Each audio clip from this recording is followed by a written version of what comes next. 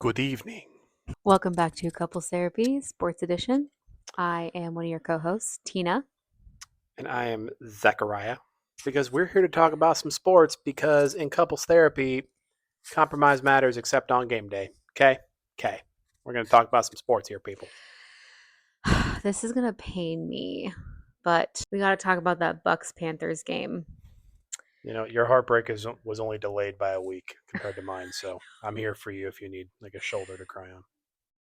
Thank you. Of That's course. so sweet of you. No? You're welcome. Okay. So the game was literally sloppy. Literally. It was pouring rain in Tampa. The field was soaking wet. It was muddy. It was soppy. Um, Neither team really played exceptionally well. Both quarterbacks had interceptions, aka pickles. Pickle, pickle. Pickle, pickle, pickle, pickle. But they didn't really play very well. So the Bucks won by 2. It was a 14-16 game. And then they had to wait 24 hours or less than a little less than 24 hours to see if the Saints were going to win or if the Falcons were going to win.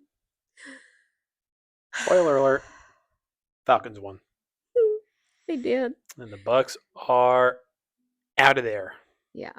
Like they're literally sitting at home, maybe not even watching the rest of the season. Well, But Baker can go he can go enjoy Cancun with Amon-Ra St. Brown and Jameer Gibbs. yeah, The Lions are going to be there too. yeah. I'm still repping the Lions. So So the Panthers we'll won be the back. South. If I'm being honest, none of the teams in that division deserved it. It's a really lame division. The Bucks have owned the division for a few years and then they won a Super Bowl with Brady before that. So it was a tough year for us. That is okay. We'll be back next year. And unlike the Cowboys, we can actually say next year could be potentially our year because we have a better chance. Very well could be. That division has been a shit show since Brady left, and there really is never a favorite for it. And if it's from betting odds, it's slim odds for the Bucks usually, but there's a lot of talent in that division. There's just never a clear favorite in the NFC Yeah, South. So really they should have just let the South take the year off since nobody had a winning record and just let somebody more deserving get in. So, I agree. but that's the rules that we have in the NFL right now, and they've been clamoring for a new rule since last year when the Vikings finished 14-3, but yet they had to be the 5 seed because they didn't win their division. Which So is crazy. it's a sloppy mess right now, and we'll see if going forward they make any changes to for all playoff seeding. But right now, this is what we got, and this is what we're gonna watch. So Speaking of 14-3, shall we talk about the quarterback who led the Vikings to 14-3 last year and is now leading or has led the Seahawks to 14-3 this year? Sam Darnold, I have a question. I have an answer. Is this thing on? Did the 49ers show up? Did they forget that they had to play a football game? I'll tell everybody the same thing that I told you on Saturday when we were watching the game. I think the biggest difference in that game, because Brock Purdy's been cooking Mm, the past couple of weeks since he came back, and he's shown that he's fully healthy, making plays with his legs. He's getting everybody involved now that all the receivers were healthy. He finally had Kittle back. He was missing Pearsall, yeah, but he still had McCaffrey, he still had Jennings, still had Kittle. He had a 90% of his weapons back. Trent Williams, their left tackle, he was out, that's right. and his effect was very noticeable, or lack thereof, because he wasn't in the game. They were shutting down the run because they mentioned it before the game. They said they're going to be able to shut down the run because they're going to get to the edges a little bit better with a backup left tackle in there. Yeah. They were getting to Purdy a little bit more pressure, so he couldn't escape the pocket, had very little time to throw, and that affected their game plan, and they just never could find themselves in a rhythm. So I think it was a game that you expect to see out of those two teams, especially with the way that they've played and historically what their defenses have looked like. Yeah. Especially with the whole, this is very reminiscent of the whole Legion of Boom back with Richard Sherman and Earl Thomas and Cam Chancellor back in the Russell Wilson Super Bowl days about 10 years ago. Seattle just was the better team. They've looked good all year long. Their And defense. their defense, I mean, Mike McDonald, he's a defensive coach and he knows how to coach a defense. He knows how to, plug the right holes, bring the right guys in for his scheme, and it showed. And John Schneider, their GM, he's been there for about 15 years, and I mean, he's finally getting the right product on the field, which you would think that he's nervous every game with the way that man sweats. Every time that they show him on TV, he is like, That's who that was? yeah, that's their GM. He was like drenched in sweat. Like his pit stains were, you could see him from the ISS. Okay, like he had pit stains for days. Not judging the guy because he's a genius when it comes to the football field, but wear a different color shirt. That's all I'm gonna say. But because I laugh every time that they show it, but he finally has the right product on the field. He put the right pieces in play and brought in the right coach to get them over the top. And now they're going to get to sit and relax this next weekend while waiting for their opponent in the following weekend. So it's going to be a fun one.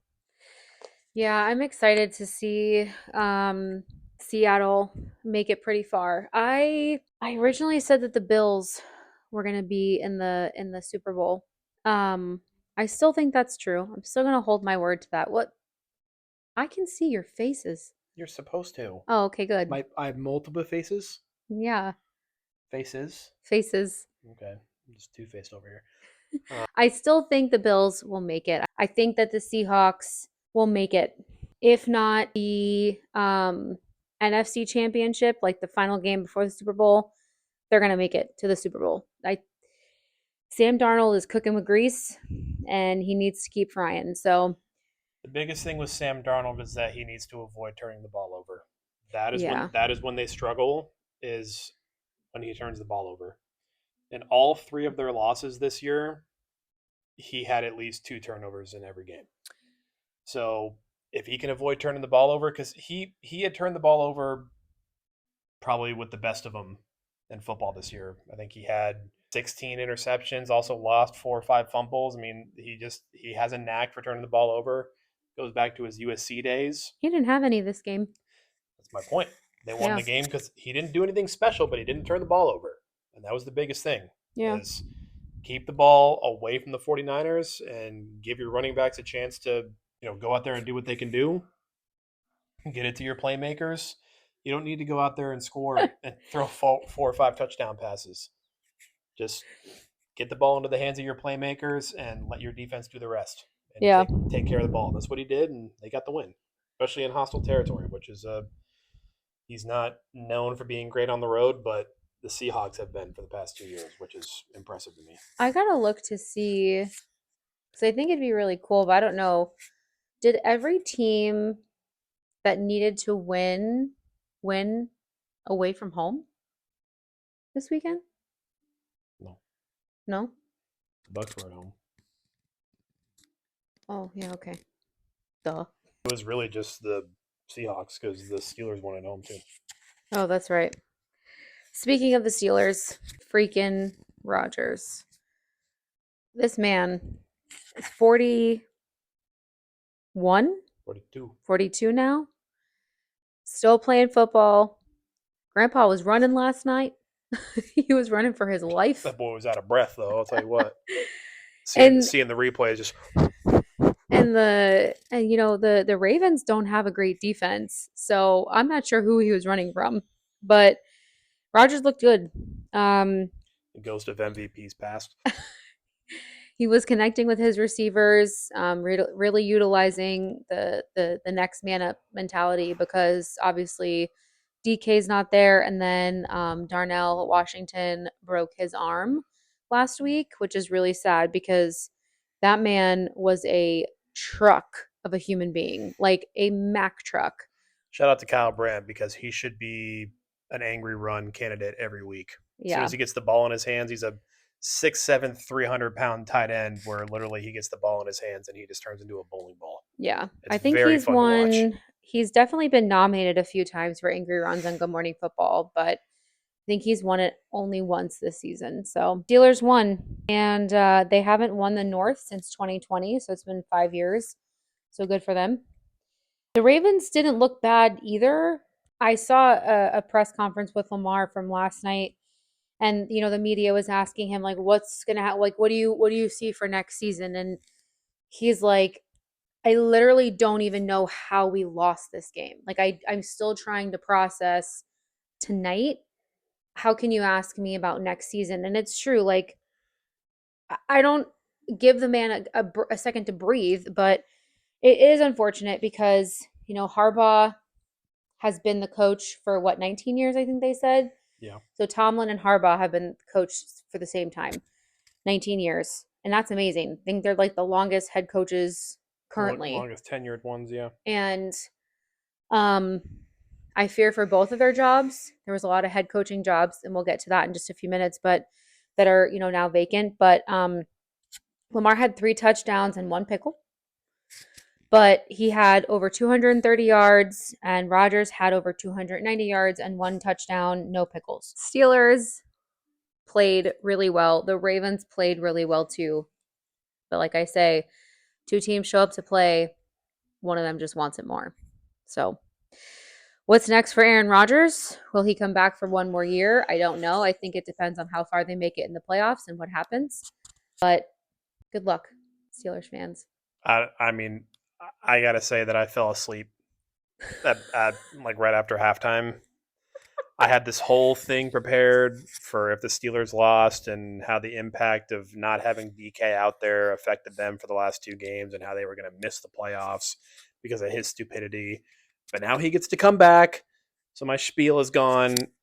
Oh, that's right. He can play in the playoffs. He can play in the playoffs. He just missed the last 2 weeks of the regular season. So now DK's back. It makes them a little bit more dangerous, but they're playing the best defense in football. So even at home, that terrible towel's gonna have to clean up some terrible tears because the Texans are gonna mollywop the Steelers on Monday night next week. Because sheesh, I mean, their offense isn't great, but that Texans defense is unreal. So unmatched. yeah, and 10 years ago, Rodgers can play against a defense like that because he had the ability to move. Yeah.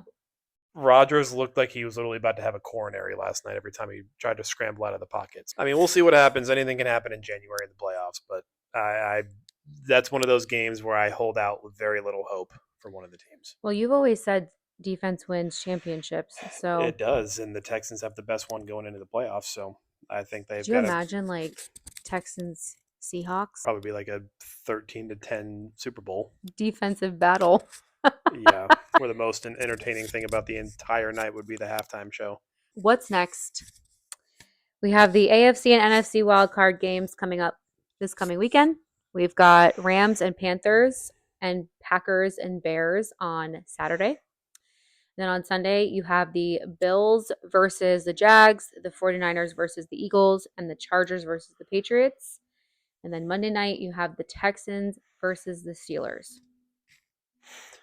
I think there's a lot to like in the matchups this weekend. I think there's a couple of things that kind of stand out to me. One with the Rams and the Panthers. Obviously, they played each other about a month ago, and the Panthers ended up squeaking out a win. And Carolina was at home, and they snuck out a win. They picked off Stafford twice, returned one for a touchdown. So they have a little bit of familiarity. Obviously, being at home is going to be a big thing for the Panthers too. Obviously, anytime that the Niners and the Eagles face each other is a big thing. I have a question. I have an answer. So, why is it that Carolina gets to play at home against the Rams, but the Rams have a better record? Very simple, because the Panthers won their division and the Rams didn't. That doesn't make any sense.